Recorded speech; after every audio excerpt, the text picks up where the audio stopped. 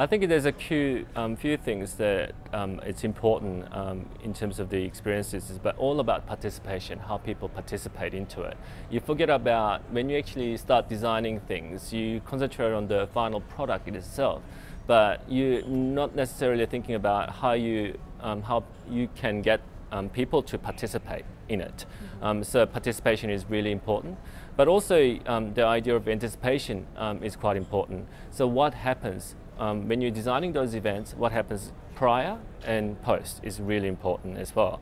And there's other things, for example, as I mentioned, when you're developing a concept, you relate the unrelatables and coming up with new experiences in that way. And the last thing is what you don't see is more important in sometimes as what you see, because it's about human engagement. So the idea of a service branding, for example, how people engages you is quite important, and what activities that you provide is quite important.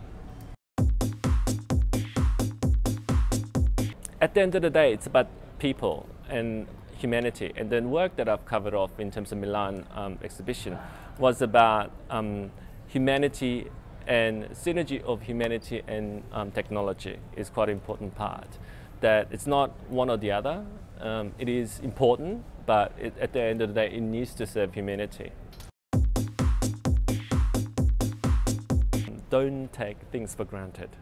I think it's easy to, when you're actually creating something or when you are doing something, you take things for granted, and that's when it's a killer of the creativity. So it challenges assumptions all the time, that why is it so? Why is it so? I think by that you actually create a passion through going through creativity industry, which is a bit hard in terms of lots of hours and lots of work, but I think it will pay off.